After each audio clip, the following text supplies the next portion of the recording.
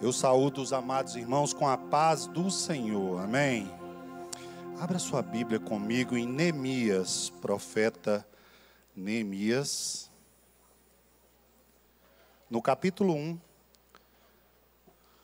do versículo 2 até o versículo 11. Neemias, capítulo 1, do versículo 2 ao 11.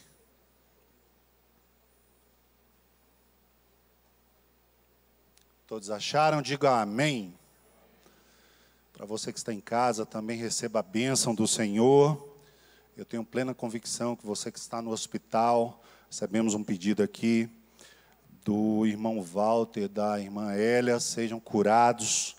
Você também que está assistindo, aonde quer que você esteja, seja abençoado em nome de Jesus. Amém? Acompanhe conosco a leitura da palavra do Senhor, que diz assim: E veio Anani, um dos meus irmãos, e ele e alguns de Judá, e perguntei-lhes pelos judeus que escaparam e que restaram do cativeiro acerca de Jerusalém. Disse-me: os restantes que restaram do cativeiro, lá na província estão em grande miséria e desprezo, e o muro de Jerusalém fendido, e as suas portas queimadas a fogo. E sucedeu que, ouvindo eu estas palavras, assentei-me e chorei, e lamentei por alguns dias, e estive jejuando e orando perante o Deus dos céus. E disse: Ah, Senhor, Deus dos céus, Deus grande e terrível, que guardas o conserto e a benignidade para com os que te amam e guardam os teus mandamentos. Estejam, pois, atentos os teus ouvidos e os teus olhos abertos, para ouvirdes a oração do teu servo, que eu hoje faço perante a ti, de dia e de noite, pelos filhos de Israel, teus servos, e faço confissão dos pecados dos filhos de Israel, que pecamos contra ti, também eu e a minha casa, de meu pai, que pecamos contra ti. E todos nós corrompemos contra ti, e não guardamos os mandamentos, nem os estatutos, nem os juízos, que ordenastes a Moisés, teu servo. Lembra-te, pois, da palavra que ouvistes e destes a Moisés, teu servo, dizendo: vós transgredireis, e eu vos espalharei entre os povos, e vós vos convertereis a mim, e guardareis os meus mandamentos e os fareis. Então, ainda que os vossos rejeitados sejam no cabo do céu, de lá os ajuntarei e os trarei ao lugar que tenho escolhido para ali fazer habitar o meu nome. Estes ainda são teus servos e o teu povo, que resgatastes com a tua grande força e com a tua forte mão. Ah, Senhor, esteja, pois, atento os teus ouvidos à oração do teu servo, e à oração dos teus servos que desejam temer o teu nome, e faze prosperar hoje o teu servo, e dai-lhe graça perante este homem. Então eu, copeiro do rei. Irmãos, Neemias estava fazendo uma oração para interceder pelos judeus, que estavam presos até então pelo cativeiro da Babilônia. E Neemias faz algo aqui muito tremendo, que muitos de nós fazemos todos os dias. Choramos e lamentamos. O chorar faz parte, irmãos, de tanta coisa. E Eu queria falar hoje sobre o choro que abre o céu. Diga para o seu irmão, o teu choro abre o céu. Existem dois tipos de choro. O choro de lamentação, ou de lamento, que é tristeza, desespero, sofrimento, pesar, queixa, pranto, dor, medo. Existe também o choro de alegria, de consternado por aquilo que recebeu, de emoção, de sentimento, de sensibilidade a qualquer situação, quer seja da família, de familiares, de outros, de terceiros, de amor, de riso, de gratidão. Mas aqui, Neemias estava chorando por sensibilidade de ver os seus conterrâneos ou o seu povo passando por necessidade. Em extrema miséria, diz a palavra de Deus, sofrendo no cativeiro, em desespero. E muitas vezes, irmãos, quando nós falamos desse choro, é um choro de misericórdia. Neemias, o profeta Neemias, ele estava chorando por misericórdia. E essa misericórdia para alcançar o coração de Deus, para que Deus não os abandonasse. E muitas vezes nós pensamos que os nossos choros, as nossas lamentações, não chegam a Deus. Saiba, meu querido irmão, minha querida irmã, você que está aqui no templo, você que está em casa, que Deus não rejeitou as promessas que Ele fez a você. Todas as suas lágrimas, elas são colhidas no céu, porque a promessa de Deus se cumpre todos os dias na vida daqueles que temem ao Senhor. Não existe promessa revogada por Deus, porque Deus conhece o nosso deitar e o nosso levantar. Se Ele prometeu, Ele é fiel e justo para cumprir aquilo que fez o seu propósito valer na sua vida. Nunca diga, não sou ninguém, não tenho valor. Eu não sei por que Deus não fez isso ainda, é porque não chegou a hora, irmão. Nós somos tão imediatistas que nós queremos até acelerar o tempo. Quando a gente vai ouvir uma mensagem no WhatsApp, você fala assim, meu Deus, parece um livro, vou acelerar, vou colocar no 2, no 3, se tivesse 10.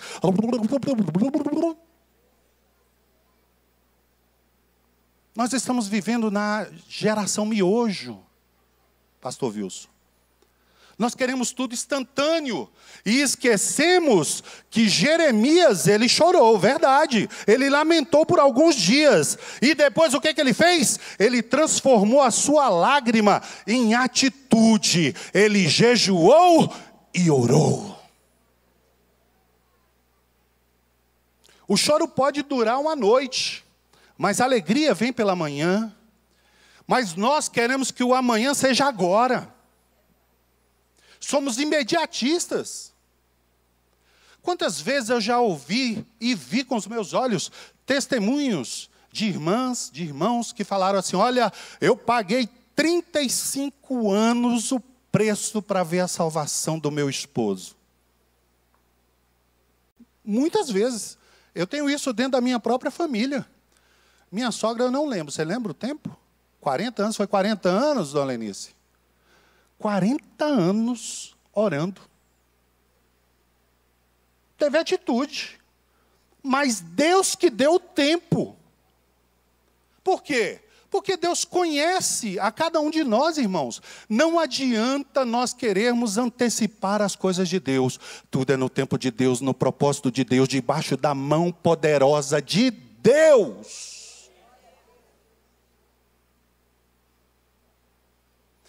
Neemias, um homem de Deus, chorou, lamentou, porque ele sentiu constrangido por aquela situação.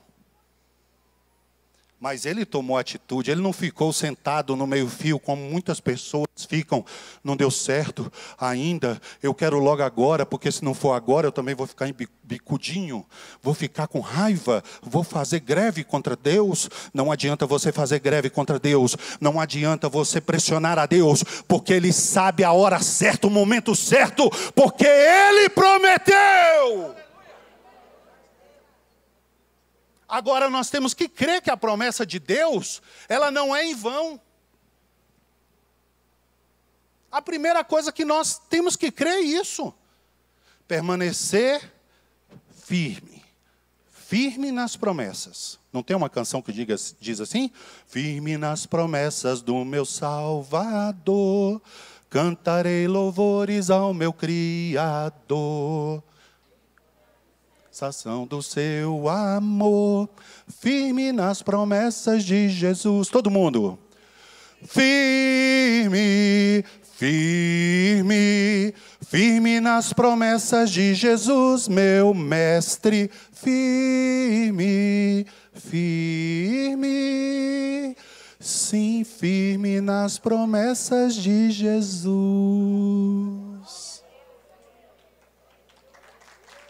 Toda honra e glória seja dada a Ele. São promessas, irmãos. Nós cantamos e às vezes nem passa pela nossa cabeça. Ele prometeu que iria salvar um a um, Ele vai salvar um a um. Se Ele prometeu que os teus olhos não vão fechar, até que você veja a glória dEle sendo derramada sobre os teus, creia que isso vai acontecer em nome de Jesus. Eu já contei o testemunho do avião aqui que teve turbulência e a pessoa que estava do meu lado era aquele avião turbo-hélice, não, passarelo, parece, é um negócio assim, que chama passa-medo. Passarelo. É esse negócio aí, com turbo-hélice, aqueles ventilador grandão na frente assim. Um de cada. Aí o avião, a gente estava indo para Campinas, ali no interior de São Paulo, e balançava, irmão. E a pessoa do meu lado lá, uma senhora, com um terço. E eu aqui, aí depois que passou, ela, mas o senhor ficou muito tranquilo. Falei, eu tenho promessas. Aí ela, promessas? Promessas. Que os meus olhos viriam tudo aquilo que Ele me prometeu. Aí foi a oportunidade de pregar aquela palavra. Aí ela falou assim, mas se cair esse avião, se caísse esse avião, senhora, eu não sei, mas eu sei que eu ia escapar. É a fé e a convicção daquilo que Deus prometeu, irmão. Pegou fogo, você vai cair dentro de uma caixa d'água, num lago. Mas você vai ver a promessa de Deus se cumprindo na sua vida. Se Ele falou que os teus olhos não vão fechar até a hora que você vê a promessa se cumprindo, meu irmão, você sabe que não cumpriu ainda, estou seguro e firme nas promessas do meu Salvador. Elas vão se cumprir. Faça chuva, faça sol, pode dizer que não, o mundo está dizendo não, mas eu estou firme naquilo que Ele me prometeu. Por que eu usei o exemplo da minha sogra? Esse é um exemplo clássico e de outras pessoas que eu conheço também. 40 anos de oração. Será que a geração de hoje, irmãos, e isso serve de alerta para mim, para você, para todos nós esperamos 40 anos? Talvez não. Mas aqueles que confiam no Senhor renovarão as suas forças. Irmãos, eu creio num Deus que é um Deus fiel àquilo que Ele fala. Quando Deus fala, aí você pode dizer, mas eu queria desta forma, mas não é dessa forma, porque Deus conhece o homem, conhece a ti, conhece a mim, conhece a cada um de nós. Talvez se Deus curasse o meu sogro, eu já falei isso várias vezes, talvez, Ele poderia dar crédito ao homem. E dizer, não, foi a medicina está aí para ajudar, legal. Mas se Deus não permitir, nós nem dormimos e nem acordamos. Ou aqui mesmo. O laudo médico, quando eu recebi o laudo médico, o médico falou assim: Marcos, qualquer hora você pode estar conversando e simplesmente. Por quê? Porque é assim a vida. Mas também eu sei que quando aquilo que o pastor falou ainda há pouco, nós sabemos para onde vamos. Sabemos a quem pertencemos. E se nós estamos nas mãos dele, nós estamos na melhor mão. Se a Bíblia diz que não cai um fio do seu cabelo sem o consentimento de Deus, não cai uma folha de uma árvore sem o consentimento de Deus, por que temer? Se Deus está na frente de todas as coisas e a promessa dele vale para mim, para você, para o povo de Israel, para aquele que o aceita, para aquele que o teme, para aquele que crê que ele é o Senhor dos senhores. Irmãos, esse choro de misericórdia buscou a presença do Senhor e as promessas de consolo divino. Lembra ali da passagem da rainha Esther, aonde ela conclamou todo o povo a orar e a jejuar. Por quê? Porque Amã, que era o primeiro-ministro daquela época, não se sentiu confortável, porque tanto Mardoqueu quanto alguns judeus não se curvaram diante daquele homem. Me faz lembrar também de Sadraque, Mesaque, Abidnego e Daniel. Ali em Daniel capítulo 3, se não me engano, não é? Os amigos de Daniel, aonde o rei Nabucodonosor é esse mesmo que levou o povo ao cativeiro. Olha, se não se curvar diante daquele Deus, da estátua que eu fiz, da imagem que eu fiz, vão ser lançados na fornalha. Aquele que está na presença do Senhor não deve temer. Não se curve diante dos manjares do inimigo no mundo dia a dia.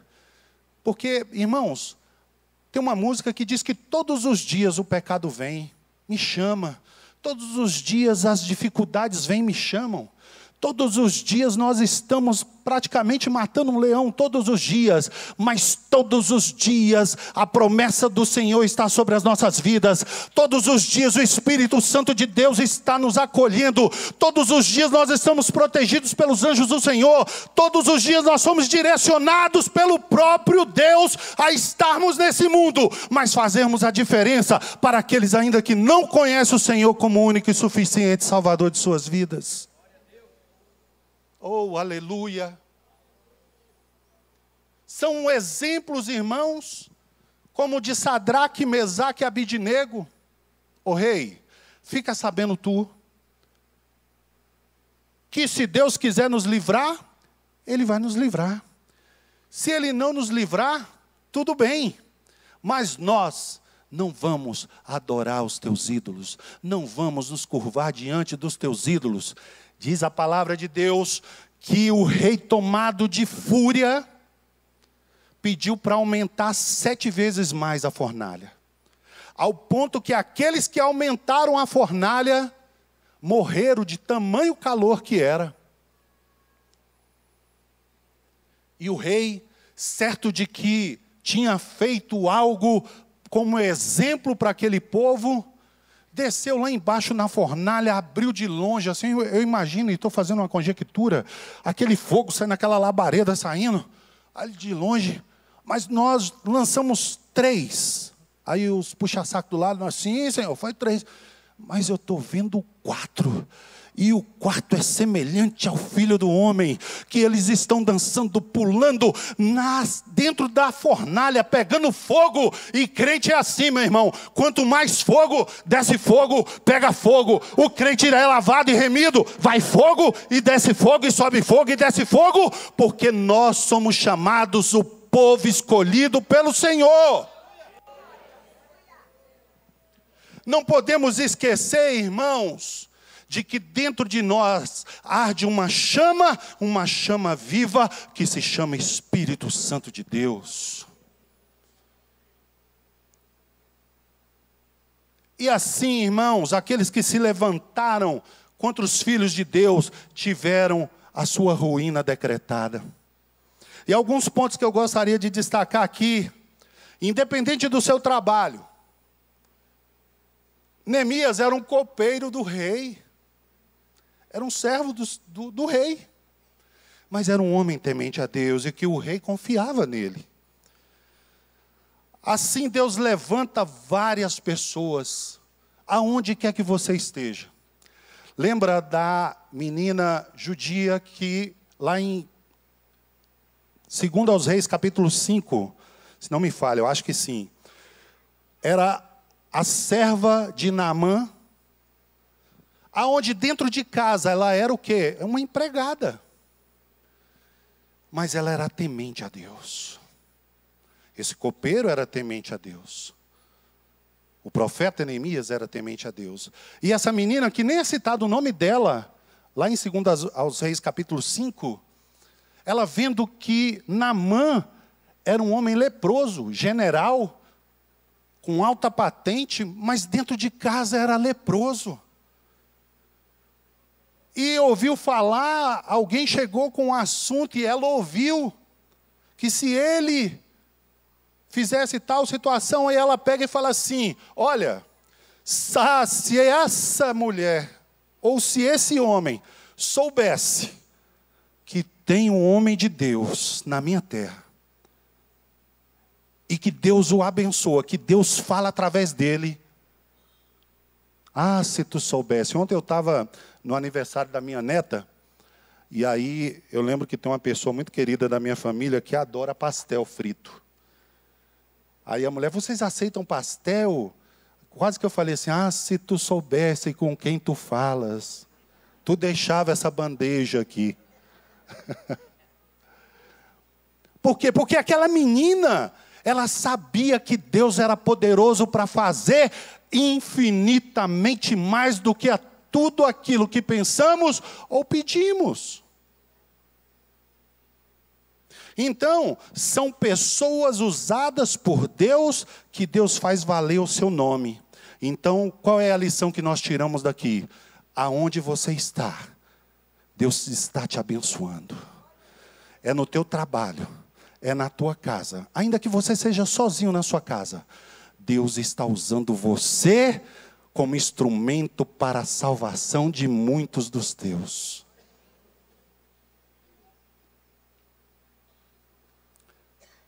Tem uma irmã aqui no templo, que ela faz parte da minha família distante, uma família distante. Porque os Mamedes, eles chegaram em Minas, aí se dividiram, uns subiram para o Nordeste, outros desceram para o Goiás e outros ficaram em Minas. E aí, quando eu fiquei sabendo, aí alguma coisa que nós estávamos conversando, eu falei assim, olha aqui, a partir do momento em que um de nós aceita Jesus, quebrou a maldição ali. As coisas velhas para trás ficaram. Tudo se fez novo. Eu tenho certeza que Dona Maria e seu José, quando aceitaram a Jesus, as coisas velhas foram embora. Tudo começou numa trajetória direcionada pelo Espírito Santo de Deus. Não carregue fardo que não é seu. Olhe para o seu irmão e diga, não carregue fardo que não é seu. Deus usa você, irmão. Usa você, irmã. Mesmo nos seus gemidos, mesmo na sua oração silenciosa, Deus está usando você naquele trabalho. Continua glorificando a Deus, agradecendo a Deus. Essa semana o pastor estava falando sobre a parte de dízimo e oferta. Muitas pessoas levantam, quando recebe o contra-cheque, é isso, é aquilo, fala nomes horríveis. Comece a abençoar. Porque quando a empresa que você trabalha, o órgão que você trabalha é próspero, você também é próspero. Tire essa coisa da mente de mediocridade. De que, não, mas isso aqui não sei o quê, qualquer hora vai fechar. Tem muitas empresas aí, até públicas, que foram fechadas. Talvez até por palavras como essa. Mas se está tudo andando bem, vai tudo bem, um servo de Deus está ali orando, abençoando aquela repartição, vai tudo bem. Ou a Bíblia não diz que aonde você toca é abençoado? Então bata no seu peito e diga: eu sou abençoado, abençoado mesmo. As coisas velhas para trás ficaram, e eu falei com ela, é daqui para frente. Aí ela: olha, eu estou muito feliz de ter uma MED sendo pastor. Ótimo, você é resposta de oração. Nós somos respostas de oração. Porque Jesus disse, né? Não oro só por mim, mas por aqueles. Quantos são aqueles aqui? Aqueles. Aqueles, você é aqueles que Jesus lembrou na oração. Que Jesus falou. É você é um privilegiado. Ou no Salmo 100 não diz: não fomos nós que escolhemos a Ele, mas Ele escolheu a nós. Então nós temos um valor. Temos um valor. Ainda que o inimigo fique colocando: você não tem valor, você não vale nada, a sua família é assim, você vai carregar isso aí da sua família, isso é um karma. Que karma? Está quebrado em nome de Jesus, está quebrado todo o estigma, está quebrado toda a corrente, todo o laço, a partir do momento que eu e você aceitamos a Jesus. Não vale encantamento sobre a tua vida. Neemias lembrou a Deus: olha, eles são os teus servos. São aqueles que erraram, pisaram na bola mesmo, Senhor. E eu faço parte do povo. Nós, como filhos de Deus, erramos. Tropeçamos, esquecemos os estatutos que Moisés, teu servo, fez. Ou Jesus não levou sobre si tudo, que Ele mesmo, antes de morrer, disse: Senhor, Pai, perdoe a todos, porque eles não sabem o que fazem, ou o que estão fazendo. O perdão é melhor do que qualquer graça derramada sobre a sua vida. Porque a graça de Deus, ela é abundante, mas o perdão de Deus é algo que você não consegue mensurar. Você não consegue mensurar o tamanho do amor de Deus ao ponto de nos perdoar. Porque nós teríamos que pagar com os nossos próprios sangues.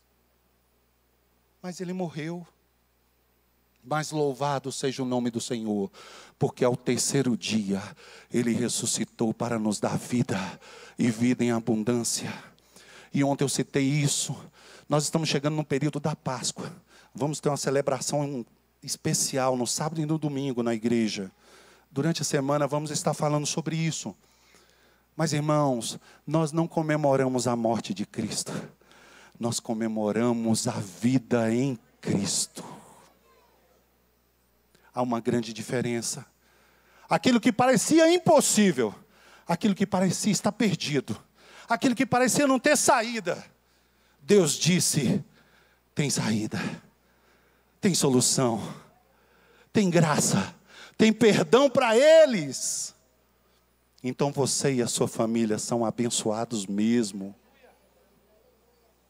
Outro ponto, a confiança do servo de Deus, de Neemias. A confiança do servo Neemias me chama muita atenção, porque ele lembra das promessas. Ele lembra de tudo aquilo que Deus falou sobre o povo de Israel. Pode projetar aí em 2 Crônicas, capítulo 7, versículo 14. Se você puder projetar, eu agradeço. Conhecido, nós falamos isso aqui, e o Brasil pertence ao Senhor Jesus. A graça de Deus está sobre esse país, a graça de Deus está na sua casa, a começar em nós, que somos servos do Senhor. Nós temos que abrir a nossa boca e profetizar, mas ter atitude. E se o meu povo, que se chama pelo meu nome, se humilhar e orar, e buscar a minha face, e se converter de todos os seus maus caminhos, então eu ouvirei dos céus, e perdoarei os seus pecados, e sararei a sua terra. Não vale encantamento contra essa nação. Você pode dizer um amém bem forte? Não vale encantamento contra a tua casa, amém? Não vale encantamento contra o teu trabalho, amém? Não vale encantamento contra os teus, amém? Não vale encantamento contra Israel, amém?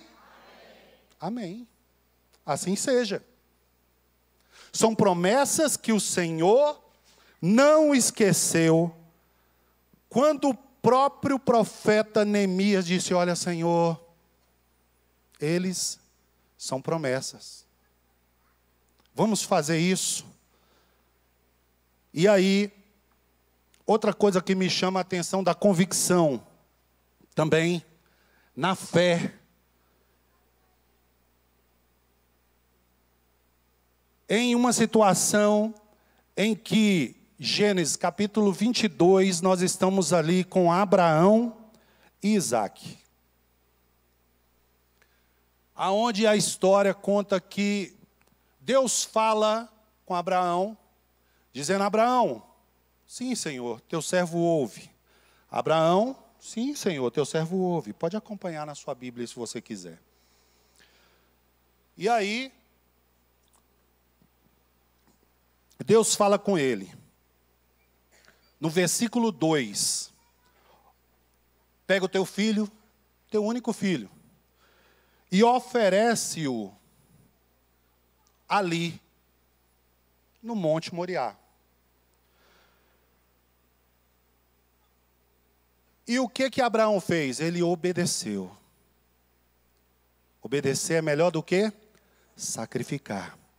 E mesmo assim ele permaneceu firme. E ele pegou 2 dos seus servos e levou até a vista do Monte Moriá. E disse aos seus servos: ficai aqui, até que eu e o menino retornaremos a vós. No versículo 5. É estranho, né? Olha a convicção de fé que o homem de Deus teve ao entender que a promessa do Senhor ia ser cumprida de um jeito ou de outro. Mas ela ia ser cumprida. Ao ponto dele falar: nós retornaremos, eu e o garoto, aqui. E chegando no local, no versículo 8, Isaque vê toda aquela montagem para o sacrifício e fala: olha, nós temos o cutelo, nós temos a madeira, temos o fogo. Aonde está o cordeiro? Para um pai, ele não murmurou e disse: Deus proverá. Aleluia. Está ligado aí, irmão? Deus proverá. E a palavra de Deus diz que aquele homem levanta esse cutelo, ao ponto em que ele ia penetrar esse cutelo no seu próprio filho. Uma voz disse: Abraão, não faça isso. Aleluia. Porque hoje sei que tu temes a mim. Aleluia. E Deus, fazendo um paralelo a Jesus, eu imagino o coração de Deus, mas tinha um propósito em Jesus para ser cumprido. Na cruz do Calvário, que Ele permitiu a morte de Cristo. E eu imagino as obras das trevas glorificando a si mesmo, dizendo que, olha, nós somos bons mesmos. Se levanta e a gente derruba, faz isso e aquilo. Mas ao terceiro dia o nosso Senhor ressuscitou. Aleluia.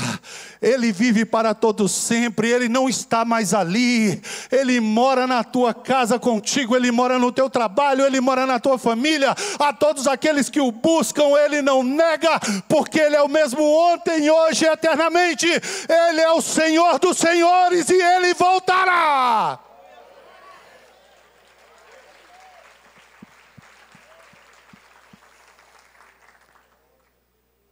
É a fé e a convicção do Deus que nós tememos. E para finalizar, irmãos, abra sua Bíblia comigo em Neemias, capítulo 8, versículo 10.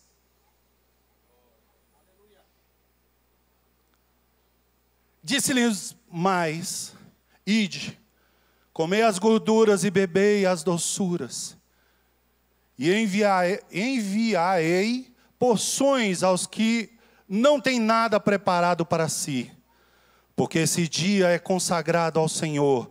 Portanto, não vos entristeçais, porque a alegria do Senhor a nossa força é. Neemias chorou, lamentou, mas ele tomou a atitude em jejuar e orar, em buscar resposta no Senhor. E por fim Neemias sentou, talvez ali no momento, orou, jejuou. Sofrer é normal, mas nos proporciona a entender que a nossa oração, o nosso jejum, abre o céu ao nosso favor.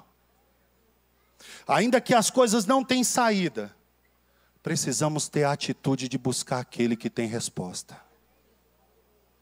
Ainda que as coisas estão difíceis, impossíveis, nós temos que buscar aquele que tem resposta.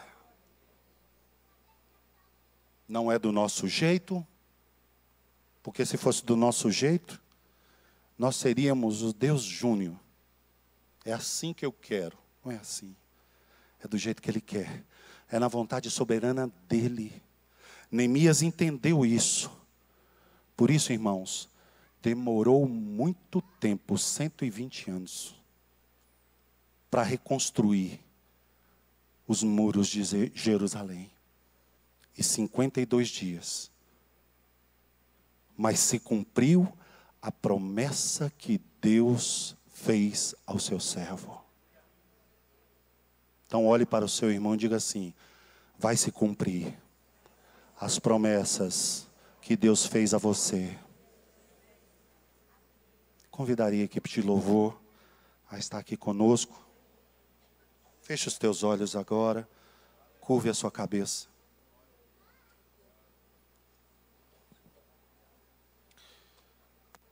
Talvez você pense que Deus não ouviu o teu clamor.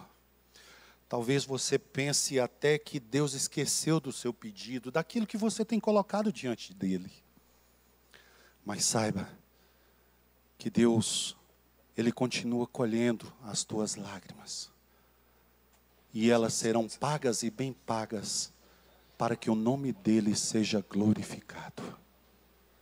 Eu não sei qual é o problema, não sei qual é a situação. Eu só quero dizer para você: não esmoreça na sua fé. Não esmoreça no que você tem de mais precioso, que são as promessas do Senhor. E essas promessas, elas não vão morrer. Essas promessas, elas permanecem e vão se cumprir na sua vida de geração em geração. Você é só o começo. Não vai ter fim no céu.